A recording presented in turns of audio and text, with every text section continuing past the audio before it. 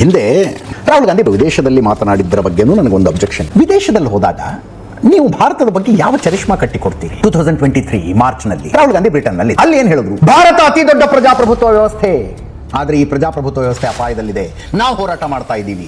ಪ್ರಜಾಪ್ರಭುತ್ವದ ರಕ್ಷಕರು ಅನ್ನಿಸಿಕೊಳ್ಳೋ America, Europe ಸುಮ್ಮನೆ ಕೂತ್ಕೊಂಡಿದ್ದಾವೆ. ಭಾರತದಲ್ಲಿ ಪ್ರಜಾಪ್ರಭುತ್ವ ರಕ್ಷಣೆಗೆ ಯುರೋಪ್, ಅಮೆರಿಕ ಮುಂದೆ ಬರಬೇಕು. ಭಾರತದ ಪ್ರಜಾಪ್ರಭುತ್ವದ ರಕ್ಷಣೆಗೆ ಯುರೋಪ್, ಅಮೆರಿಕ ಬರಬೇಕಂತೆ. ಅಲ್ಲಿಗೆ ಒಂದು ಥರ್ಡ್ ಫೋರ್ಸ್ ಅನ್ನು ನಮ್ಮ ದೇಶದ ಇಂಟರ್ನಲ್ ಮ್ಯಾಟರ್ನಲ್ಲಿ ಇನ್ವಾಲ್ವ್ ಆಗಿ ಅಂತ ಹೇಳ್ತಾ ಇದ್ದೀರಿ. 2022 ಮೇ ಬ್ರಿಟನ್ನಲ್ಲೇ ಭಾರತದಲ್ಲಿ ಪರಿಸ್ಥಿತಿ ಸರಿ ಇಲ್ಲ.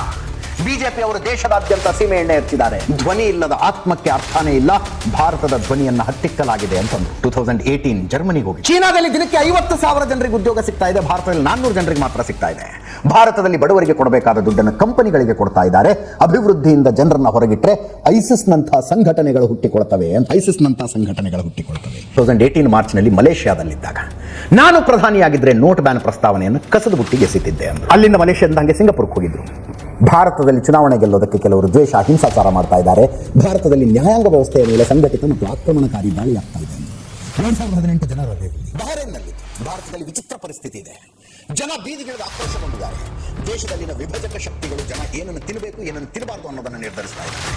ಭಾರತದಲ್ಲಿ ದಲಿತರ ಮೇಲೆ ಹಲ್ಲೆಗಳಾಗ್ತಾ ಇವೆ, ಪತ್ರಕರ್ತರಿಗೆ ಬೆದರಿಕೆ ಹಾಕಲಾಗ್ತಾ ಇದೆ ಎಂದು 2017 ಸೆಪ್ಟೆಂಬರ್ನಲ್ಲಿ ಅಮೆರಿಕಕ್ಕೆ ಹೋಗಿತ್ತು. ಸಂಸತ್ತನ್ನ ಕತ್ತಲಲ್ಲಿಟ್ಟು ಭಾರತದಲ್ಲಿ ನೋಟ್ ಬ್ಯಾನ್ ತರಲಾಗಿದೆ. ದೇಶದಲ್ಲಿ ದ್ವೇಷ ಮತ್ತು ಹಿಂಸಾಚಾರದ ರಾಜಕಾರಣ ನಡೀತಾ ಇದೆ.